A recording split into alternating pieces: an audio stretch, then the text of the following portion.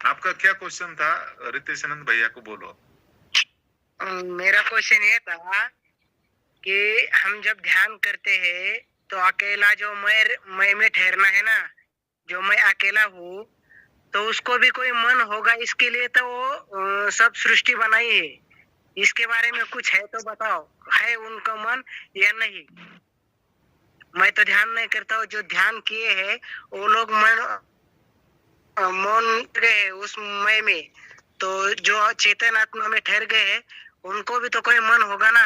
नहीं भैया जी, अब हम थोड़ा सा दो शब्द इस पे कहेंगे, उसके बाद और भी लोग इस पे अपनी अपनी राय दे सकते हैं। देखिए, एक तो मैं का जो अर्थ है वो प्रत्येक शब्द का अधिष्ठान, प्रत्येक शब्द का अधिष्ठान है।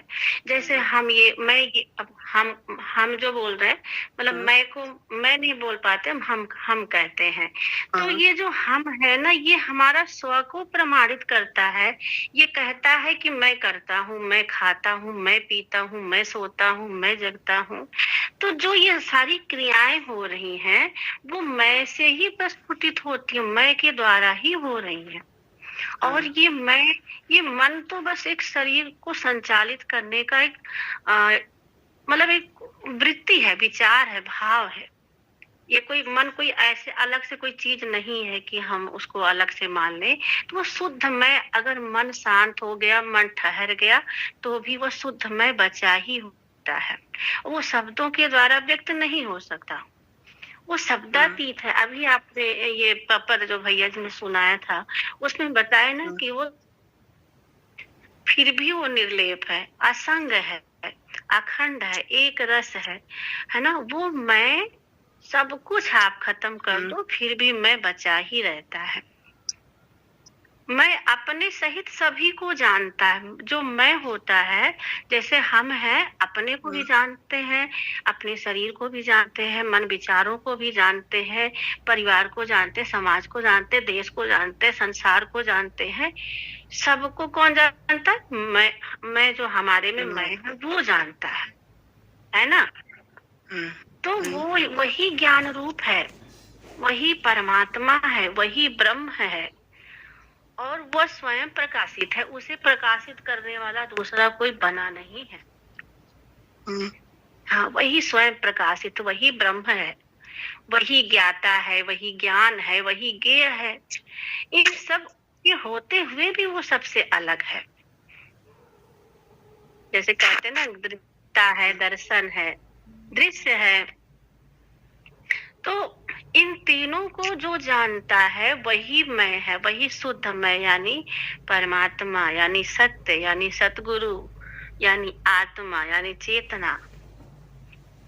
वो स्वयं है, वो स्व है, स्व होता है। हर एक चीज का स्वभाव होता है, हर वस्तु का, व्यक्ति का, हर पदार्थ का एक स्वभाव होता है। तो यानी कि स्व है तभी तो उसका भाव यानी गुण प्रकट हो रहा है। अगर स्व ना होता, जैसे कि मान लीजिए कोई फल है, तो जैसे आम, कच्चे आम का स्वभाव है खट्टापन, है ना। उसका जो गुण है, उसका पहले आम है तब उसका भाव प्रकट हुआ, उसका खट्टापन या मीठापन। तो ये उसका स्व का भाव है। तो ये स्व को चाहे आप मैं कह दो, चाहे स्व बोल दीजिए, तो हम ही स्वयं हैं। स्वयं यानी मैं, है ना। मैं अगर अपना नाम ना बताऊं तो भी मैं हूँ, तो भी मैं हूँ। मैं अपना मतलब मेरा कोई रूप आकृति अगर भूल जाए तो भी मैं हूँ। तो वो मैं सिर्फ मुझ में ही नहीं, वो कण में दिखा है, वो उसमें व्याप्त है। वो मैं, उसके कारण उस चीज का ज्ञान होता है, वो चीज प्रकट हो जाती है, वो चीज अनुभव में आती है, वो चीज जानने में आता है। समस्त नाम रूपों का निषेध कर दीजिए, फिर भी शेषों का शेष मैं बचा ही रह जाएगा। मैं से ही समस्त क्रिया शुरू हो जाती है और इसी मैं में विलुप्त भी हो जाती है, फिर भी मैं बचा रह जाता है। इस जागृतावस्था को मैं जानता है, स्वप्नावस्था को जाने, सुषुप्ति अवस्था को जाने, तुरीयावस्था को भी जानता है, तुरीयातीत।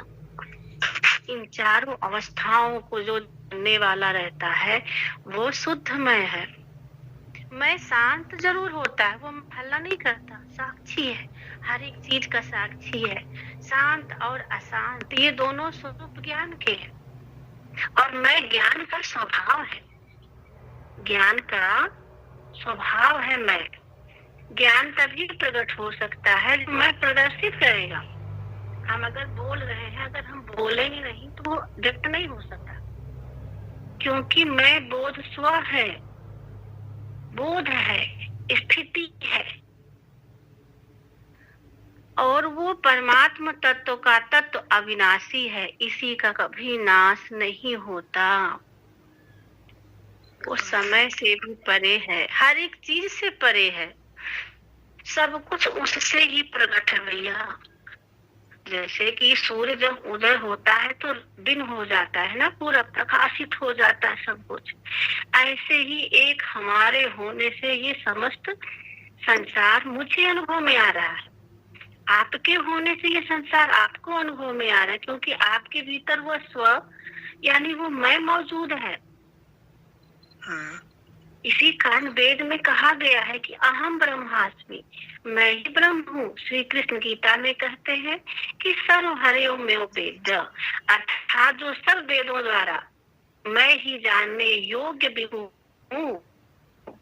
इस विभु स्वरूप का बोध कोई जबरदस्ती नहीं कर सकता है, क्योंकि बोध स्वयं ही ब्रह्म है और ब्रह्म ही सब कुछ हुआ है। फिर भी वो अनुभव सा भासता है, वो स्वयं ही सब कुछ बना है। जैसे मैं अगर सारिका हूँ तो हम पत्नी भी हैं, हम माँ भी हैं, बहन भी है, बेटी भी है, बुआ भी है, दीदी भी। जाने कितने रूपों में हम विभक्त हैं, फिर भी मैं क्या हूँ? मैं सबसे अलग, मैं सबसे परे हूँ, है ना। इसी तरीके से वो मैं जो है, मैं से सारा कुछ प्रकट है और उसी में विलीन हो जाता है, तो वो मैं ही ब्रह्म है। सर्वम खलविदम ब्रह्म, विश्व प्रपंच ज्यों का त्यों ब्रह्म है, ब्रह्म से अन्य कुछ भी नहीं है। यही शुद्ध मैं ही ब्रह्म है, यही शुद्ध मैं ही परमात्मा है। और वो मैं हमेशा आपके साथ ही है, आप ही हो, साथ भी नहीं, आप ही हो। अगर आप हो तो इसका मतलब है कि वो परमात्मा है। यह मैं अपने होने की खबर देता है। हमारे में चेतना न होती तो क्या हम होते? नहीं। तो इसका मतलब है कि परमात्मा मुझ में व्याप रहा है। परमात्मा रूपी जो मैं है वो हमारे भीतर है, बाहर है, सर्वत्र है ना। तो वो है, इसलिए सब कुछ है।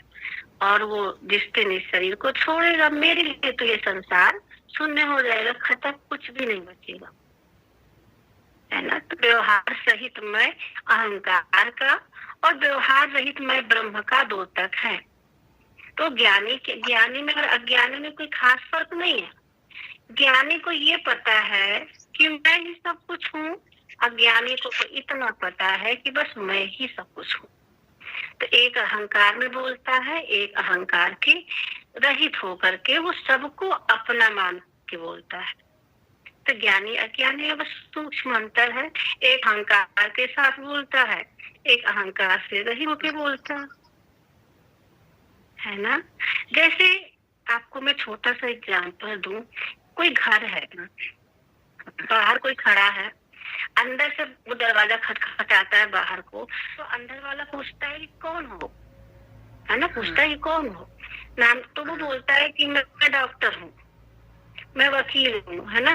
तो बोले कि डॉक्टर तो बहुत सारे लोग होते हैं, है ना। तो वो कहता है कि जो है मैं हूँ, मैं यहाँ का डॉक्टर हूँ, है ना। मैं अपना पूरा परिचय देता है। तब जब तक वो ये नहीं बताता है कि मैं कौन सा डॉक्टर हूँ, कहाँ से आया हूँ, तब तक जो है वो उसको नहीं जान सकता। कहने से वो उसने बोल दिया चाचा है, मामा है, पिता है, बेटा बेटी है। तो ये क्या है? ये रूप और अहंकार का द्योतक है ना। अपने शरीर को देख के उसने कहा। तो जो मैं बोलता है वही शुद्ध ब्रह्म है, और जो उसमें व्यापता है वही रस है, वही व्यापक है, वही आत्मा है, वही सुंदरता है, वही सब कुछ है। अज्ञानी शरीर को मानता है, ज्ञानी अपने आप को चेतन में सब जगह जानता है ना? इसलिए वो आनंद में रहता है, इसलिए वो सबको अपना जानता है। जैसे ईश्वर, अल्लाह हुए, भगवान हुए, ये सब क्या है? ब्रह्म के द्योतक है, मतलब नाम रखा गया है। ब्रह्म तो अनामी है, उसका कोई नाम हो ही नहीं सकता, सारे शब्द ही उससे फूट रहे हैं। शब्दातीत है ना, शब्दों से भी परे है, वो सारे शब्द ही वहां से प्रकट हो रहे हैं, उसका क्या नाम रखा जाएगा? तो ये शुद्ध मैं ही ब्रह्म है, वही शुद्ध मैं भी हूँ, आप भी हो, सब कुछ है मेरे विचार से। तो इसमें पे बहुत ज्यादा कुछ कहा जा सकता है, पर हम चाहते हैं कि हमारे साथ और भी लोग हैं, प्रेम दीदी हैं, अल्पा जी हैं, अंजिला माँ हैं, आप सभी लोग थोड़ा थोड़ा अपने विचार इस पे व्यक्त कर सकते हैं।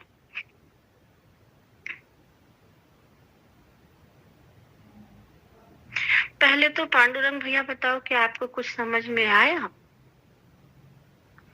हाँ, समझ में तो आया। लेकिन मुझे वो बोलने नहीं आता है ना ज्यादा।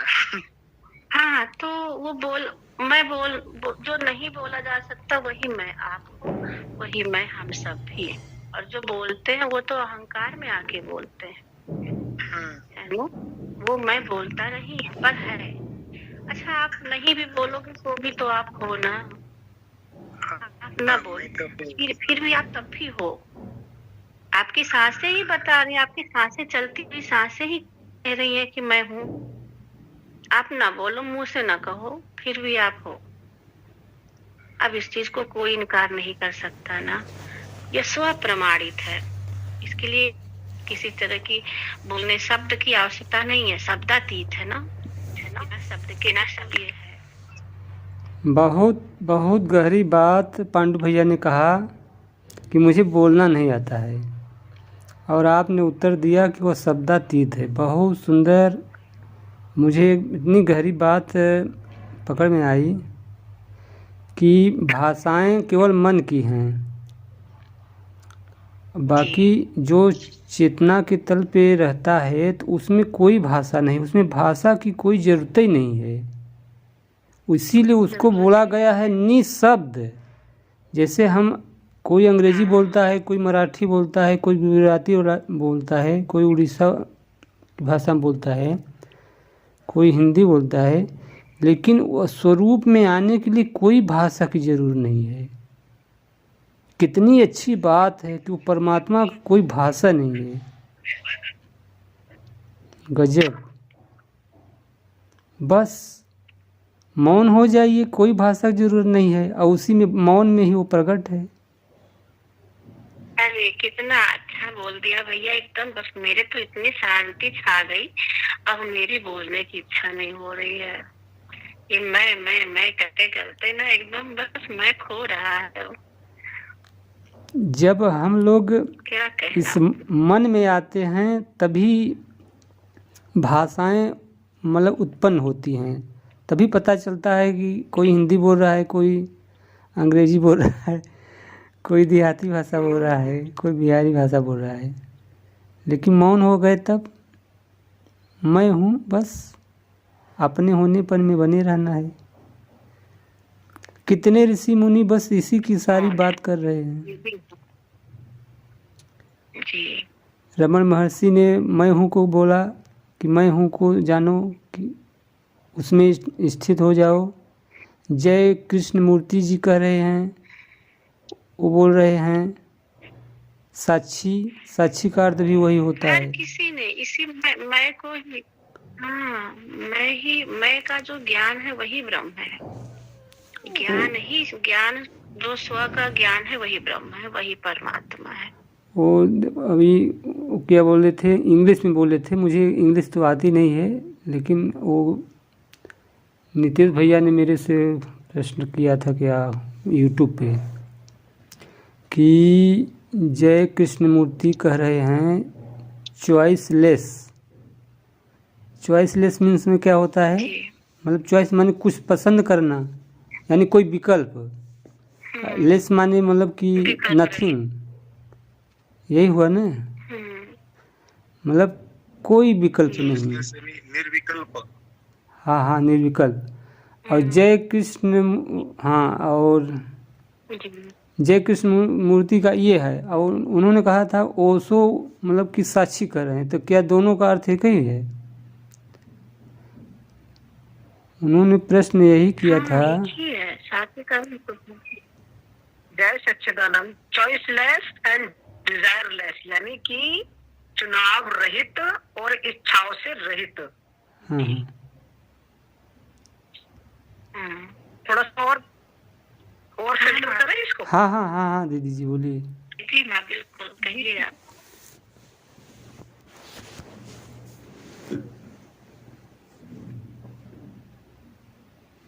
शब्द है लूला लंगड़ा है, एक तरीके से ये मानकर चलो।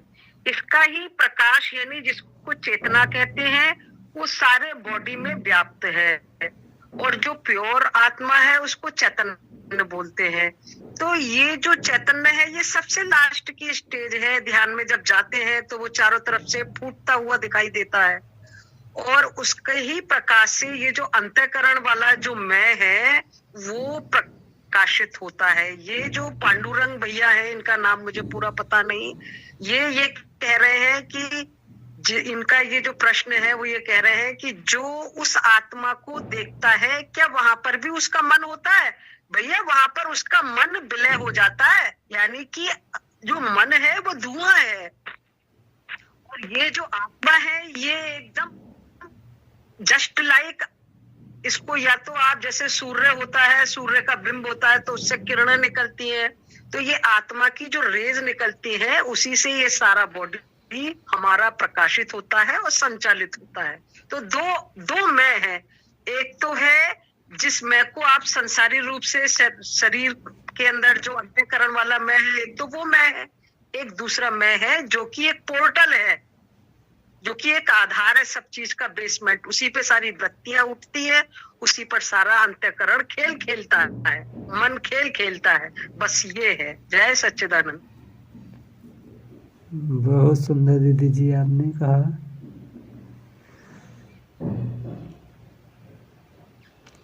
ये पांडुरंग भैया जी का ये प्रश्न इनका ये था कि जैसे हमारा जिससे मन होता है तो क्या उसका भी मन होता है, जिसको हम लोग मतलब कि परमात्मा कहते हैं? ऐसा प्रश्न था ना पंडू जी आपका?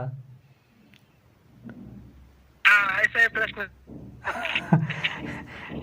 इनका प्रश्न बहुत गजब का है। जो भगवान का है मन, उसको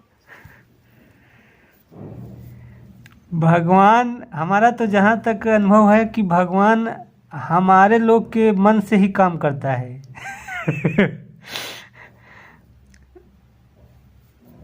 अंजू दीदी जी आप कहिए, बताइए। इनका ये प्रश्न है, जो मन है ना, हाँ मेरा फिर से सुन लीजिए। इनका ये कहना है कि जैसे मैं चेतन हूँ तो मेरा तो मन है, तो जो परमात्मा है जिसको मैं उस गहरे मौन में अनुभव करता हूँ तो क्या उसका भी मन है, ये कहना चाह रहे हैं। भैया सुनो, ये जो सारे ब्रह्मांड में जो ब्रह्म है, व्याप्त है, व्यापक है, वो तो ऑलमाइटी ओमनी प्रेजेंट है ना? उसी के द्वारा ये सारी सृष्टि रची गई है ना? हम और आप भी सब समित, ठीक है ना? अब वो जैसे समुद्र के अंदर लहरें होती हैं और समुद्र में पानी होता है, तो जस्ट लाइक लहरें और पानी के जैसे हम लोग हैं, यानी कि हमारे सब में अगर आप ये कहते हैं कि ब्रह्म कहाँ है, तो ये आपकी जो शरीर है ना, शरीर में जो छिद्र है उससे ऊर्जा फिल्टर हो रही है और सब में व्याप्त है ये। अगर आप कभी आंखों से देखो, कभी भी गहरी आंखों से देखो एकदम प्रगाढ़ संकल्प के साथ, तो वो ऊर्जा भी आंखों से दिखाई देती है, बॉडी से प्रेजेंट हो, फिल्टर होती हुई। है ना। तो ये सारी जो ब्रह्मांड के अंदर जो सृष्टि जो रची गई है वो उसी ब्रह्म के द्वारा रची गई है, और अलग से कोई भगवान वगैरह नहीं है। यदि आपने ब्रह्म को देख लिया तो just like you are God. और जैसे ही ध्यान करते हैं तो बस देखते चले जाओ, देखते चले जाओ, बहुत सारी चित्त वृत्तियां उसी ब्रह्मांड से, उसी ब्रह्म से निकलती हुई दिखाई देती है। वही एक स्रोत है। भैया अभी आप सेटिस्फाई हुए या नहीं?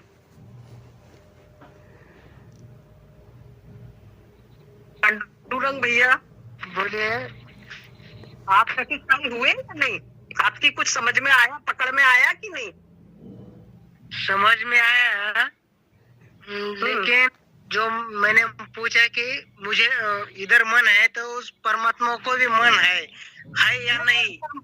नहीं, परमात्मा का मन है, उस परमात्मा का मन नहीं है। वो हमारे मनों से ही देखता है, हमारे मनों से ही सब कुछ सृष्टि कर रहा है और करवा रहा है। बिल्कुल सही उनको दीदी जी, मन नहीं बिल्कुल था सही। तो ये सृष्टि बनी क्यों? उनको मन नहीं था तो ये सृष्टि बनी क्यों? बनी कैसी? वो लीला है। लीला तो यही तो मेरी माया है। तुम सब लोग मेरे अंदर हो, जितने तुम मेरे रूप है, तुम सब लोग मेरे अंदर हो। और जो मन है तो मेरी ही माया है। मैं ही तुम लोगों को दूर रखता हूँ, पास बुलाता हूँ। मैं ही सब कुछ खेल खेल रहा हूँ, फिर भी मुझे तो वही भी मन है। मैं सबको देख रहा हूँ। यही से जो गुलशन का प्रश्न था उस दिन का कि मैं भगवान हूँ, वो तो हमारे साथ प्रकट नहीं हो सकता, क्यों? मैं भी अभी आपके सामने प्रकट नहीं हो सकता हूँ, लेकिन ये तो मेरा ही खेल है। सुनो, आपने सबसे पहले ये बात कही कि मैं ध्यान नहीं करता हूँ, ठीक है? नहीं करता हूँ। तो फिर जब आप ध्यान नहीं करते तो आप उस स्रोत से जुड़े ही नहीं, तो आपने वास्तविकता को अनुभूति की ही नहीं, तो फिर आप कैसे कह सकते हैं कि ये ऐसा है या नहीं है? जब तक आप किसी गहरे पानी में नहीं उतरेंगे, आपको कैसे पता है कि अंदर गहराई में है क्या? दूसरी बात, वो मैं सोने के बाद, वो तो सोने के बाद चला जाता हूँ। जब मैं सोता हूँ ना, मेरी बात सुनो, मेरी बात, जब आप रात को निद्रा में गाढ़ प्रगाढ़ निद्रा में जब सो जाते हैं तो आप उसी स्रोत में जाकर के जुड़ जाते हैं, उसी स्रोत में जाकर के विलय हो जाते हैं, है ना। तो आप सभी उसी ब्रह्म से जुड़े हुए हैं, वो सभी ब्रह्म आप सभी को मिला हुआ है। एक बात, ठीक है। अब वो बात रही गुलशन की, तो गुलशन जी जिससे उनका तो प्रश्न और आपका प्रश्न, उनका मन आपका मन अलग अलग है। पहली बात तो ये है ना। तो आप अपना विचार करो ना, आप अपनी प्रगति देखो ना। आपको क्या करना है? आपको खुद को स्रोत तक पहुंचना है या गुलशन जी को पहुंचाना है स्रोत तक? नहीं, वो तो मुझे पहुंचने का है, लेकिन वो खुद भगवान भी बोलते हैं लाख रुपए ले लो, 10 लाख रुपए ले लो, जो कहते हैं, तो वो तो मैं किसी को देता ही नहीं और किसी से लेता ही भी नहीं हूँ। मेरा ही जन्म होता है, मेरा ही जन्म होता है, मेरा। अब आप लिंक से हट के बात कर रहे हैं। मैंने उस दिन सेम दिन ये पूछा था कि मैं लाख रुपए देता हूँ, ध्यान से उन्होंने हटाया था। मैं ध्यान में रहता था जब बात चल रही थी तब, लेकिन उन्होंने हटाया तो मैं फिर गुल हो गया। अब आप प्लीज अपने स्वयं के मन से चिंतन करना, ठीक है, जब आप एकांत में हो। भैया जी अब आप आगे कहीं प्रोसीजर में आगे इसको प्रोसीड कीजिए, आपके चरणों में मेरा निवेदन है। मैं ये कह रहा हूँ, हेलो, हाँ जी बोलिए, आवाज आ रही है जितेंद्र जी। हाँ, आप सबको और बहनों को हमारा प्रणाम। ये कह रहा हूँ, जब ये कहा जाता है, पांडुरंग जी का ये प्रश्न है, जब हम ये कहते हैं कि सब उसकी लीला है, लीला मतलब वो नाटक कर रहा है, तो यहाँ ये प्रश्न उठता है कि उसके पास मन है तभी तो नाटक कर रहा है, और यह नाटक कर रहा है तो क्यों कर रहा है वो? तो इस पर उनका जो एक तरह से भाव था जानने का, और उस जानना चाहते हैं, या तो फिर आप कहो मत कि वो लीला कर रहा है, वो नाटक कर रहा है, नहीं तो प्रश्न तो खड़ा होगा ना। मन है तभी तो लीला करता है, बिना मन की लीला कौन करेगा? ऐसे ही कोई नहीं करेगा। या तो फिर ये प्रश्न करो ही मत कि वो लीला कर रहा है, इस सृष्टि को बनाने वाला कोई है, वो रचा है, वह परमात्मा ही है। यदि अगर ऐसे कहते हैं हम, तो ये निश्चित ढंग से तो उसके पास मन है। इस पर वो स्पष्टीकरण चाह रहे थे। हाँ, यही सही बात स्पष्टीकरण है। चाहता हूँ। हाँ, यही चाहता हूँ। जय गुरुदेव जी।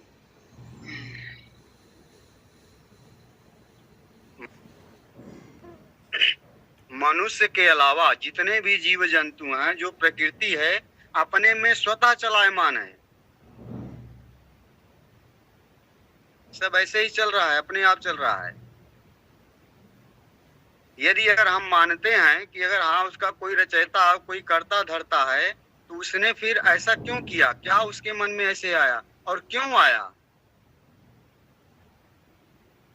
फिर हमें थोड़ा इस ढंग पर भी जाने की आवश्यकता है, की जरूरत है कि उसकी लीला, इन शब्दों पर भी थोड़ा गौर करना पड़ेगा।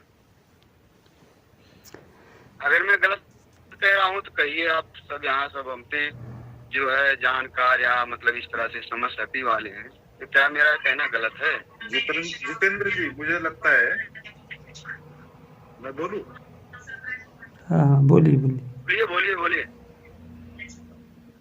सब उससे ही, जो कुछ भी होता है सब उससे ही होता है, लेकिन वो कुछ भी नहीं करता।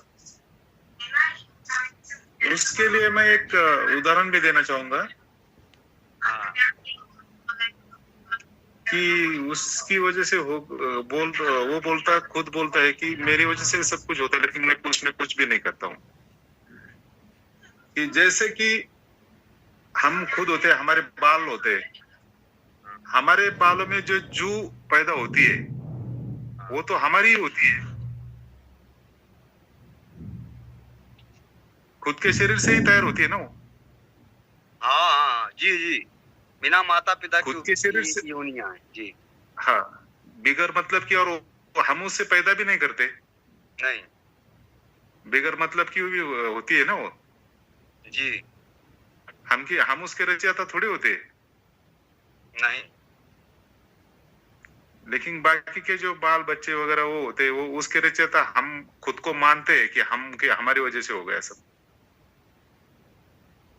हमारा जो अहम है वो हमारे जो मम है उसको ही ज्यादा पकड़ता है, जो बिगर कारण का जो कुछ होता है उसको नहीं पकड़ता। तो जो जू होती है हमारी, वो हमसे होकर भी हमारी नहीं होती। ऐसे ही भगवान ने जो कुछ भी रचा है वो उसकी वजह से ही होता है, लेकिन उसका उसमें कुछ भी नहीं है।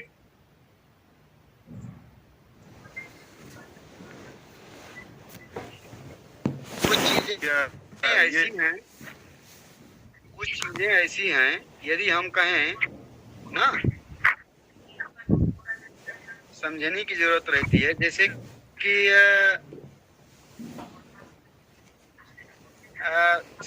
कर्म देह ना, कर्म देह,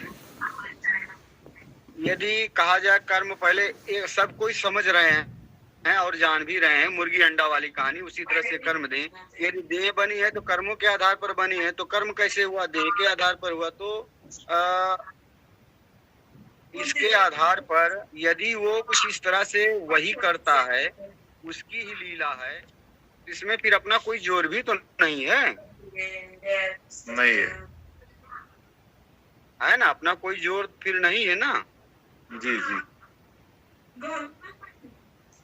जैसे समुन्द्र में जो लहरें चलती है, लहरें का जो कारण है वो हवा होती है। वैसे जो जीव सृष्टि और ये जो सब चक्र चल रहा है, उसका हर एक का भी कुछ कारण होता है। जैसे हमारे कल्पनाओं की और मन की वजह से हम चलते हैं और हमें हमारे होने का एहसास हो गया, ऐसे लगता है कि हम सब लहरों को लगता है कि मैं समंदर से अलग हूँ। वैसे हमको भी मन की वजह से लगता है कि हम उस परम चैतन्य से, परम स्वरूप से अलग है, लेकिन हम उससे थोड़े भी अलग नहीं है। ओत प्रोत जो बोलते हैं कि वही है, चाहे वो मन हो, चाहे वो शरीर हो, और चाहे आपको जो कुछ दिख रहा हो और जो कुछ नहीं भी दिख रहा हो, वो सभी में वही है।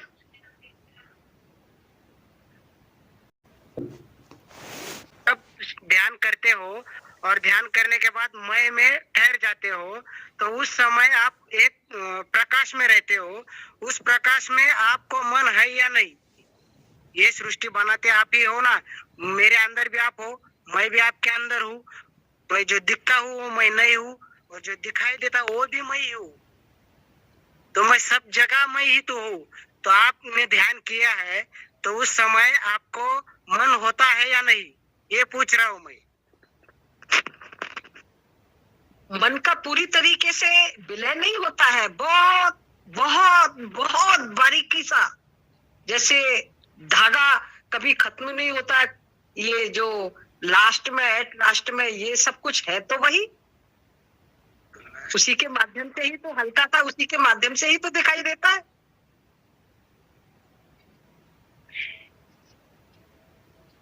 अति सूक्ष्म, अति सूक्ष्म। कहने का मतलब मन वहाँ भी होता है, ऐसा है सर, लेकिन जी। शुद्ध मन होता है वहाँ पर। हाँ, शुद्धता में होता है। जी जी, शुद्ध मन होता है, बिल्कुल तात्विक मन होता है, बहुत अति सूक्ष्म। सब सूक्ष्म होता है। हाँ, मन तो मौजूद रहता है वहाँ, लेकिन बिल्कुल मतलब सूक्ष्म और रहता है। देखा उसी मन के द्वारा जाता है। उसी मन के द्वारा हम समझते हैं कि अपने होनेपन का भी एक बोध उसी से होता है। हाँ, उसी से होता है, यही मेरा उसी से होता है। पांडुरंग वही जी, जागरूकता मतलब रहती है शुद्ध मन के साथ। मन रहता है, मौजूद रहता है। आपने एक बहुत बड़े रहस्य का उद्घाटन कर लिया, जिसको एट लास्ट बड़े बड़े सदगुरु लोग भी छिपा करके रखते हैं। हाँ, ये छुपा के रखते हैं, लेकिन मेरे साथ वो हर दिन या 2 दिन 4 दिन हर दिन मैं ऐसा देख रहा हूँ, इस सब मैं ही हूँ। तो तुम ध्यान करते हो, मैं ध्यान करता नहीं, इसलिए पूछा कि वहाँ मन है या नहीं। बिल्कुल सही कहा, आप काफी प्रैक्टिकल है, यू आर ऑल राइट। जब तक मन है, जब तक गहरे ध्यान तक गए हो, जो वहाँ का सारा अनुभव बताते हैं, समाधि में ये हुआ वो हुआ। पहली बात तो समाधि के शब्द की भूल वहाँ पर करते हैं। जो भी वो अनुभव बताते, नूर जल रहा है, वहाँ नाद बज रहा है, वहाँ बहुत ऐसा ऊर्जा है, वो है, जो भी उनका कहना रहता है, वो सब गहरे ध्यान का सूचक। जब समाधि घटित होती है, वहाँ फिर वो मन नहीं होता। बिल्कुल सही कहा, बिल्कुल सही बोले आप।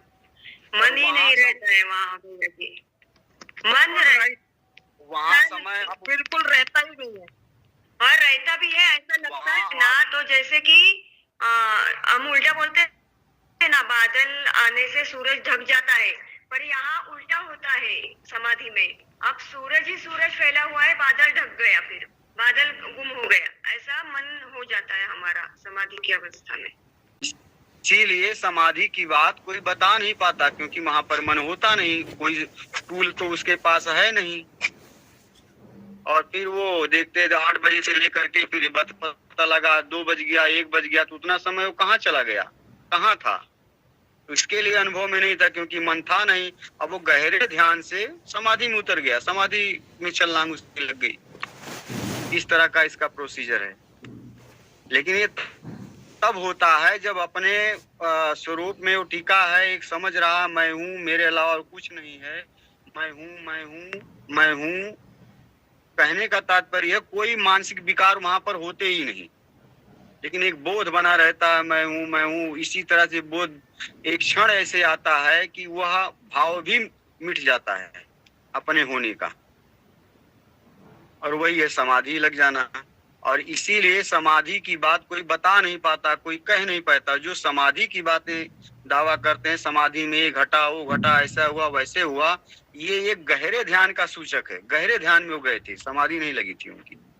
तो आपकी बातों से ऐसा लग रहा है कि शायद उस दिन हम भी समाधि में गए थे, लगभग 6-7 घंटों के लिए, क्योंकि वो हम नहीं बता पाएंगे। वहाँ पे हमारा मन कुछ भी नहीं था, मतलब जो वो तो जगने के बाद मुझे लगा कि हाँ कुछ अलग तरीके का मेरे साथ हुआ। हाँ, तो शायद जी। वही हुआ होगा। हाँ, बड़ी दिलचस्प। जितेंद्र भैया, इसमें जैसे आप बता रहे हैं ना कि ये बिल्कुल मैं हूँ, शुद्ध अहम, वहाँ कोई विकार नहीं रहता। तो मैं भी पीछे कुछ टाइम मैंने ध्यान को छोड़ रखा था, ध्यान पहले मैंने बहुत किया, पर इस समय मैं पिछले 1 साल से ज्ञान योग में चल रही थी, पर उसमें मेरा इतना इंटरेस्ट था कि मेरा निरंतर इसी में चित रहता था कि मेरा हमेशा यही संवाद रहता था भगवान से, कम्युनिकेशन की क्या है, ये सब कैसे है। तो ऐसे ही बैठे बैठे मुझे एकदम ऐसे हुआ कि ये क्या क्या जवाब होगा इस चीज का, ये क्या है जो है। तो ऐसे ही मुझे आया ये शुद्ध अहम मैं हूँ का जिसमें है, और उसमें इतना मतलब अच्छा था, प्रेम भी था और उसमें कोई विकार नहीं था, पर वो बड़ा एक क्षणिक अनुभव था।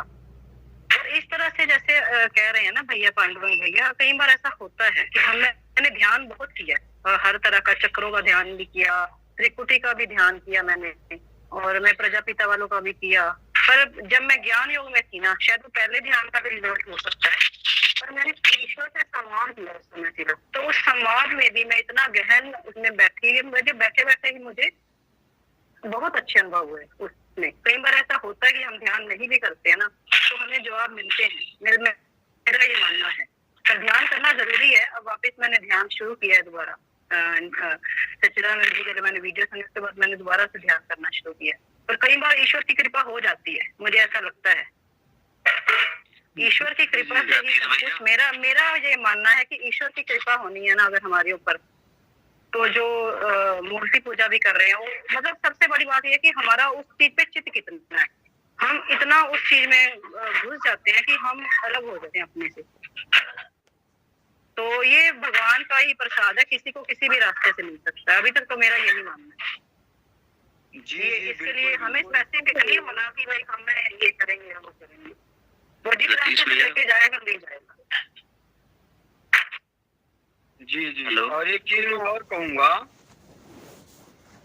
अपनी बात, अब आप सब भी इस पर विचार कीजिएगा कि जैसे मुझे लगता है कि जो ये सविकल्प समाधि, निर्विकल्प समाधि, जो इसमें समाधि जोड़ते हैं, समाधि शब्द नहीं जोड़ना चाहिए, सविकल्प ध्यान, निर्विकल्प ध्यान। क्योंकि मैंने भी यूट्यूब में भी देखा है और सुना भी है, लेकिन जो मेरा अपना अनुभव बता रहा हूँ, नाद के द्वारा या ध्यान के द्वारा या स्वर के द्वारा जो हम सारे बंधनों को तोड़ करके केवल एक ही खूंटी को या एक ही उस डोरी को पकड़ करके जो सूक्ष्मतम उस रहस्य तक हम जाते हैं, वो है सविकल्प। मतलब किसी विकल्प के सहारे गए तो आखिर में वो ध्यान की गहराई तक हम गए हैं ना, समाधि में तो उतरे नहीं है। तो वो सविकल्प ध्यान कहना मुझे लगता है, मेरा जहां तक मानना है, ये विशेष उपयुक्त होगा, सविकल्प ध्यान, निर्विकल्प ध्यान। क्योंकि समाधि न सविकल्प होती है न निर्विकल्प। एक तरह से समाधि तो समाधि है, वहां में कोई सविकल्प होता ही नहीं है। लेकिन ये जो परिपाटी चले आई है, जो अपने पास ये उपस्थित बहन और भाई हैं, विद्वत जन हैं, जो इसके अनुभवशील हैं, इस पर भी चिंतन थोड़ा होना चाहिए, इस पर भी। जी भैया, आप बिल्कुल सही बोल रहे हैं। समाधि की अवस्था ऐसी है कि जिसमें अभिव्यक्ति ही नहीं बचती। कोई अभिव्यक्ति मानी जीव रूपी अहम बंद बचता ही नहीं है। तो शब्दों में वर्णन कर सके या किसी चीज को अनुभव कर सके, ऐसी चीज वहां पे शेष ही नहीं रहती है समाधि की अवस्था।